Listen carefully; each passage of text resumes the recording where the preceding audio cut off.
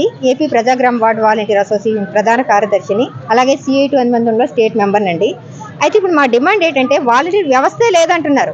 మరి ఇన్ని రోజులు 5 సంవత్సరాలు చేసినప్పుడు వాలంటీర్లు అందరికీ ఉపయోగపడ్డారు. ఇప్పుడు ఈ 5 నెలలుగా అంటే కొత్త ప్రభుత్వం వచ్చిన తర్వాత వాలంటీర్ వ్యవస్థ లేదు, మీకు జీవో లేదు కనుక తీసేస్తున్నాం అంటున్నారండి. ఒక గవర్నమెంట్ కొత్త గవర్నమెంట్ వచ్చింది, ఇప్పుడు జీవో అన్నది ఒక గవర్నమెంటే కదా రిలీజ్ చేయాలి. మరి మా కోసం జీవో రిలీజ్ చేయలేరండి. ఇప్పుడు 2,60,000 మందిని వీధిలో పడేసి మళ్ళీ కొత్తగా తీసుకోవాల్సిన అవసరం ఏముందండి? కొత్త జీవో ఇప్పుడు 10,000 శాలరీ ఇవ్వాలన్నా కొత్త జీవో రిలీజ్ అవ్వాలి, కనుక ఖచ్చితంగా జీవో రిలీజ్ చేస్తూనే అవుతుంది. ఇదే మాట ఇప్పుడు ఎవరైతే జీవో లేదని ప్రచారం చేశారో మా మంత్రి గారే ఆగస్టు 9వ తేదీని ఇదే మాట చెప్పారు, మీకు జీవో లేదు, మీకు రెన్యువల్ అవ్వలేదు, గత ప్రభుత్వం మోసం చేసింది, మేము కొత్త జీవోని తీసుకొస్తాము, మీకు రెన్యువల్ చేస్తాము, మీ శాలరీలు వేస్తాము అన్నారు. మరి ఇప్పుడు ఆ మాటలు ఇప్పుడు ఎక్కడికి వెళ్ళిపోయండి? ఈ 3 నెలలు అదేదో ఆగస్టులో చెప్పేసింటే అప్పుడే మేము అందరూ బయటకు వస్తాం కదా. ఈ 3 నెలలు మమ్మల్ని అలా మభ్య పెట్టి మీకు జీతాలు పడతాయి, మీరు ఉండండి, ప్రతి సచివాలయంలో బిల్స్ అప్లోడ్ అవుతున్నాయండి. సచివాలయంలో CFMS ID యాక్టివ్ లోనే ఉన్నాయి. మరి అవన్నీ ఎందుకు ఉన్నాయండి? అసలు వాలంటీర్ వ్యవస్థ లేనప్పుడు, జీవోలు లేనప్పుడు ఇవన్నీ ఎందుకు ఉన్నాయి? వాలంటీర్స్ ని మన వరదలు ఎందుకు ఉపయోగించుకున్నారు? అప్పుడు మీకు తెలియదా వాలంటీర్స్ ఉన్నారు, వాలంటీర్స్ లేరని? మరి అప్పుడు వాలంటీర్స్ కావాలి, మనం ఉపయోగించుకున్న వాళ్ళకని జీతాలు వేశారంటే ఎవరికి జీతాలు కూడా వేయలేదండి. ఆ రోజు ఆ వాలంటీర్స్ ఆ వరదల టైంలో రమ్మన్నారు, కష్టపడ్డారు, ఉపయోగించుకున్నారు, కనీసం వాళ్ళకు కూడా కనీస వేతనం ఇవ్వలేదు.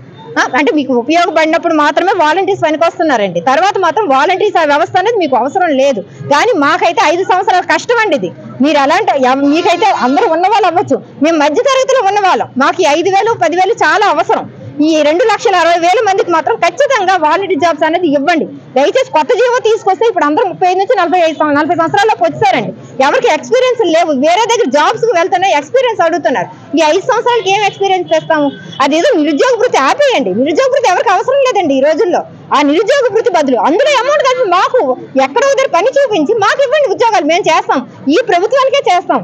ముఖ్యమంత్రి చంద్రబాబు నాయుడు గారికి మరీ వినతి చేసుకుంటున్నామండి. వాలంటీర్స్ అందరి తరఫున చెప్తున్నాం, మేము ప్రభుత్వానికి వర్క్ చేస్తాము, పార్టీలకి కాదు. పార్టీలకు అతీతంగా వాలంటీర్స్ గా వచ్చాము మేము, కనుక మీరు గత ప్రభుత్వంలో వచ్చారు, వీళ్ళు గత ప్రభుత్వం వాళ్ళకి అంటే గత ప్రభుత్వ నాయకులకి వీళ్ళు అందరూ అందుబాటులో ఉన్నారు, చేశారన్న ఉద్దేశం అయితే తీసేయండి. మేము కార్యకర్తలం కాదు, మేము ఓన్లీ వాలంటీర్స్ గా మా సేవలు అందించాం. కరోనా టైంలోని అన్నిట్లో కూడా మన వాలంటీర్స్ కోసం అన్ని రాష్ట్రాల వారు గొప్పగా చెప్పుకుంటున్నారండి. కానీ మన రాష్ట్రంలో ఈ రోజు వాలంటీర్స్ రోడ్డు ఎక్కారు. ప్రతి జిల్లాలో ప్రతి మండలంలో ఎక్కడ చూసినా వాలంటీర్స్ ఇదే కనిపిస్తుంది.